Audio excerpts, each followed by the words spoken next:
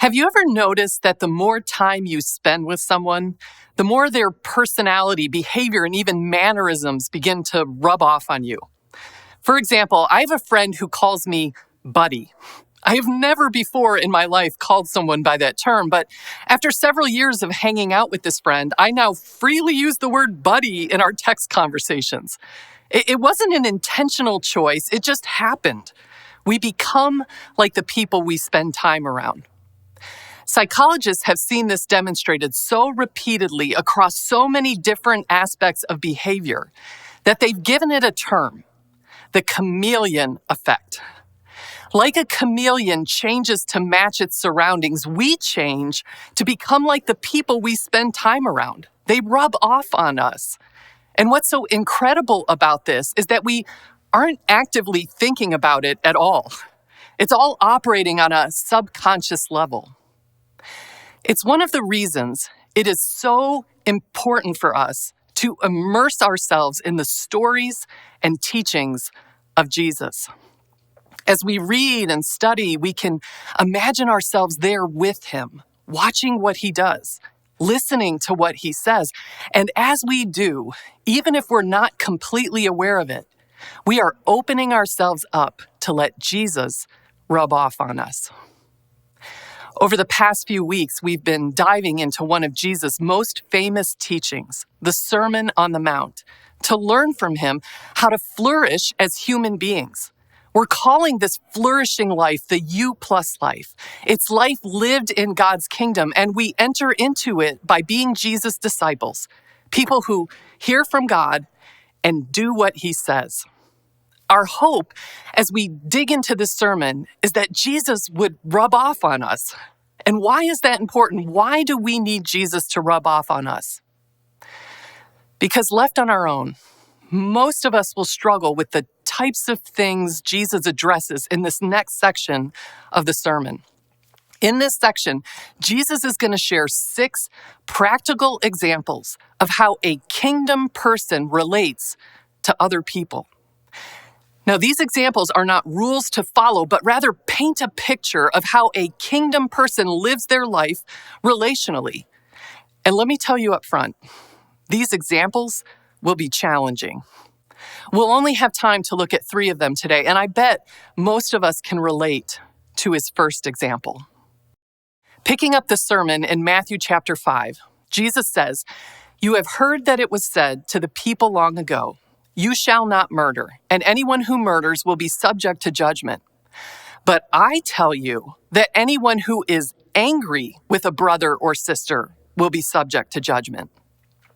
Jesus takes a familiar Old Testament command about murder and he deepens it to include anger. He challenges his disciples not just to sit back and congratulate themselves that they didn't murder anyone, but to look more deeply into their hearts at the anger that might be stirring there. On some level, all of us struggle with anger. The worst part about anger is that you never plan on being angry. Instead, anger has this way of sneaking up on us and surprising us with its intensity.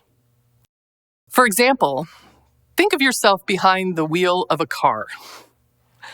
I recently came across a AAA study that concluded that nearly 80% of U.S. drivers expressed significant anger, aggression, or road rage behind the wheel at least once this past year. 80% of us have been angry at least once behind the wheel. Now, I know that some of you might be thinking, only 80%? Or maybe some of you are thinking, only once this past year? Yes, AAA found that 51% of us purposefully tailgate other cars. 47% of us yell at other drivers. 45% of us honk repeatedly to show annoyance. 33% make angry gestures. And finally, 24% try to block another vehicle from changing lanes. Raise your hand if you're guilty. If your hand isn't up, you must be in a Tesla self-driving car. There is a lot of anger on the road. But there are other ways we're angry that are a lot more damaging. Just think about how much anger we've struggled with during these past few years. We've been angry at each other over masks and vaccines, angry at each other over how to respond to racial tensions, angry at each other over politics and Supreme Court decisions. I know that I have struggled with anger aimed at those who think differently than me on these topics. Haven't you? And some of us have experienced breakdowns in relationships because of it. I mean, maybe there are friends you no longer talk to because of anger, or family relationships that are estranged because of how heated things became. But as kingdom people, Jesus calls us to a different way of relating to others when we find ourselves in these conflicts. He says, therefore, if you are offering your gift at the altar and there remember that your brother or sister has something against you, leave your gift there in front of the altar. First, go and be reconciled to them. Then come and offer your gift. Jesus is saying, in my kingdom, we learn to release anger and seek reconciliation. It's probably no coincidence that in teaching his disciples about how a kingdom person relates to others, that the first example Jesus chooses is anger. Dallas Willard notes, when we trace wrongdoing back to its roots in the human heart, we find that in an overwhelming number of cases, it involves some form of anger.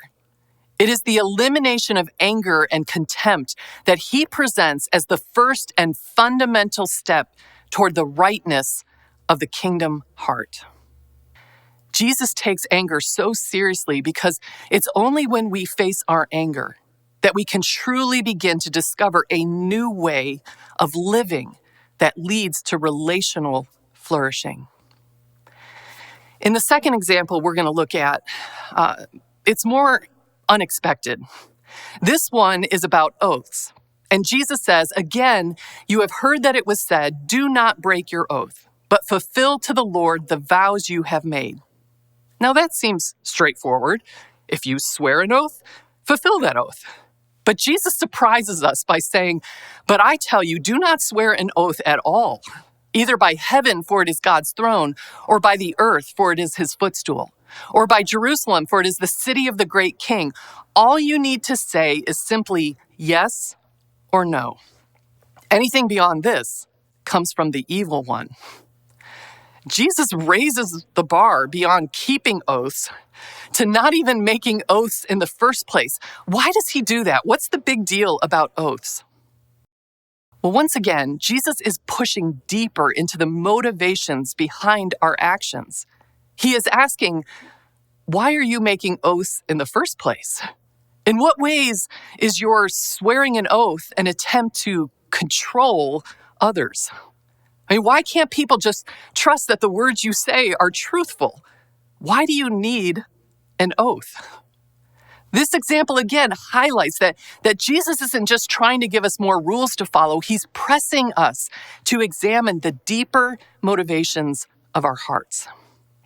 If we were to take Jesus seriously here, we'd realize that he is calling us to a way of speaking to others that is transparently honest.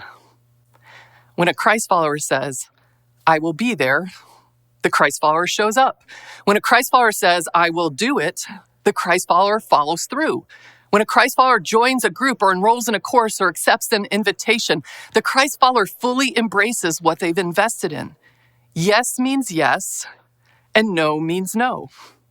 Now, I know that might be intimidating to some of us who struggle to follow through on what we say. But Jesus is actually trying to free us with the transparent honesty of our lives. When we are following Jesus, we don't have to control others or even try to please others with our words. Our yes can mean yes, and our no can mean no. Let's hit one last example, one that I think will hit home for a lot of us too. Jesus begins, you have heard the law that says the punishment must match the injury. An eye for an eye and a tooth for a tooth. But I say, do not resist an evil person. If someone slaps you on the right cheek, offer the other cheek also. If you are sued in court and your shirt is taken from you, give your coat too. If a soldier demands that you carry his gear for a mile, carry it 2 miles. Give to those who ask, and don't turn away from those who want to borrow. Now, this eye for eye idea is based on a law found in the book of Leviticus, known as the lex talionis, which means law according to its kind. While it seems harsh and violent, it was actually designed to curb violence by preventing someone from becoming a self-appointed vigilante who strikes back with a punishment greater than the first offense. If you grew up with siblings and think about how your fights escalated, you can understand the value in this law. In that way, this law makes sense. It's saying the punishment should fit the crime. However, people came to use this law as an argument that we must enact retribution. But that's not what this law was meant to do. It was intended to prevent escalating violence, not command retaliation. So when Jesus says, do not resist an evil person, he's not contradicting the Old Testament command. He is deepening it. Jesus is challenging us to imagine a way of life in which we don't feel the need to take retaliation into our own hands. He's challenging us to take a posture of grace towards the people who wrong us. And he uses 4 almost laughable situations to drive his point home. Imagine someone slapping you on the cheek and then sticking out the other cheek, remaining vulnerable to them. Who would do that? Imagine someone suing you for your shirt and giving them your coat as well, which in Jesus' day would leave you standing in the courtroom naked. That seems absurd. When a person in authority demands something of you, Jesus says, do more than what is strictly required of you. That's not the way we want to react. And when someone who has no rightful claim to be asking something of you asks, Jesus says, give freely. Now, just to clarify, Jesus is not talking about situations of abuse in these illustrations. We know that sometimes these passages have been misused. If you find yourself in an abusive relationship, please reach out and get out. Jesus would not ask you to stay in that kind of situation. What Jesus is talking about here are those everyday encounters we have with people where something hurtful is said or done, or where a person in authority is requiring something of us that we don't want to do. Jesus is saying, in my kingdom, I want you to respond in such an upside down, unexpected, gracious way that people will be left speechless. Are you challenged by this? I mean, I certainly am. Even as I think about the last few years and how we as a Christian community and me as a Christ follower have responded in conflicts, whether that be with people who live under our same roof or the people we encounter in our daily lives, or even those who have been put in authority over us. How easy it is to choose the path of retaliation. How much harder to follow the way of the kingdom and respond with an act of radical grace. I'll admit, sometimes I read Jesus' examples of how a kingdom person relates to other people, and I can feel the ick inside my own heart. Can you? I have a long way to go in becoming the type of person who fits the picture Jesus is painting through these examples. But here's the thing. I can't solve that ick by just bucking up and trying harder, and you can't either.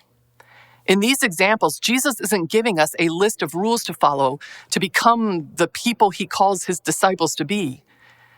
No, what we need is someone good to rub off on us. And that is why it is such a grace that Jesus came and lived among us.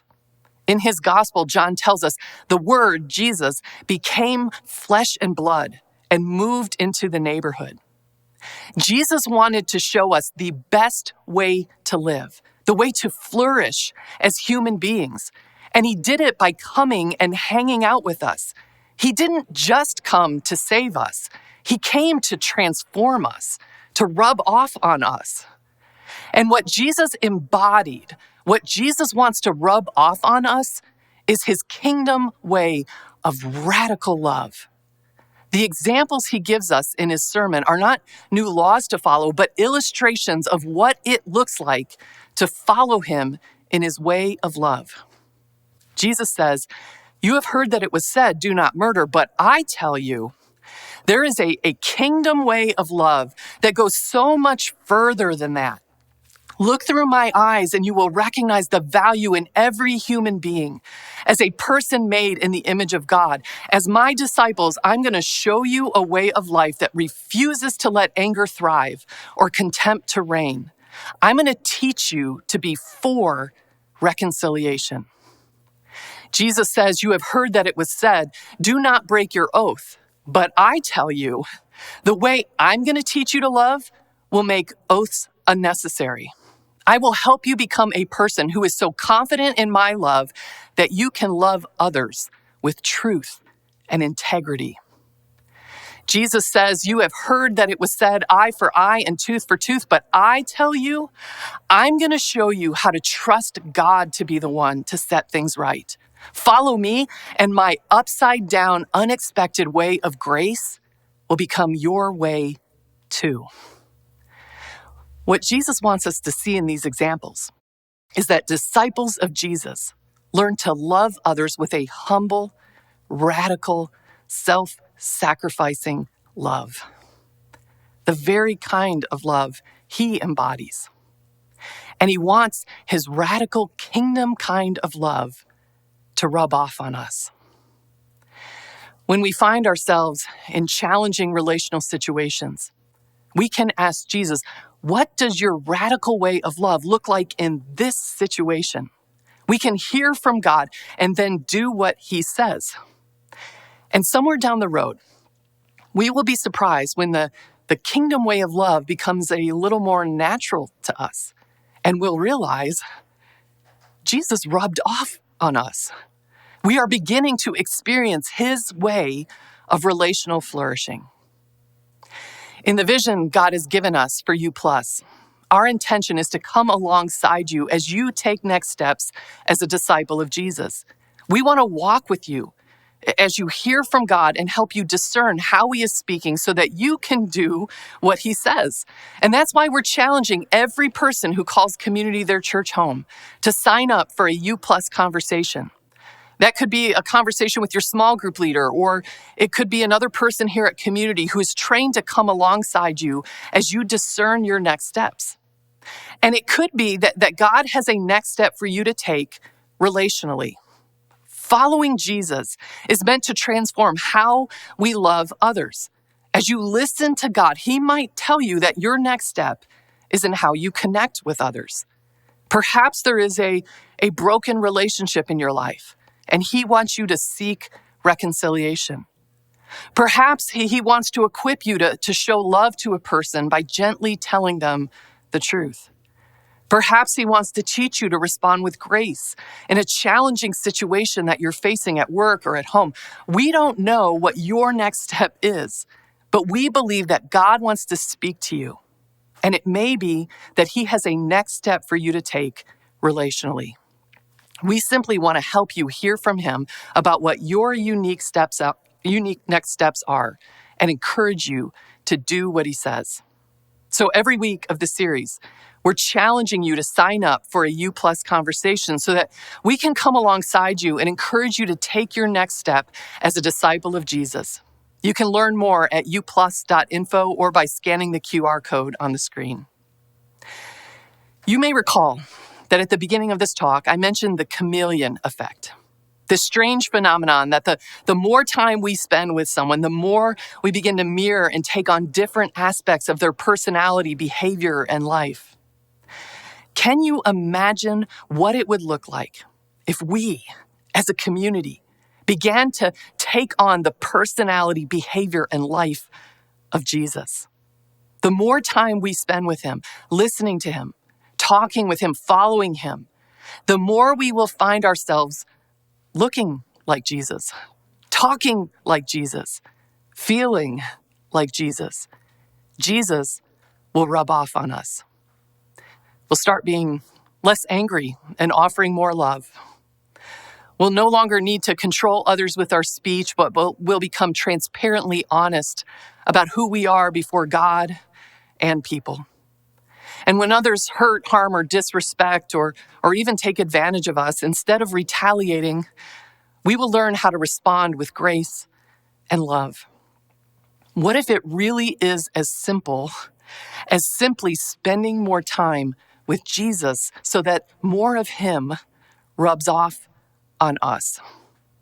This is our hope for every one of us, that together we will draw closer to Jesus and experience the you plus life he has to offer.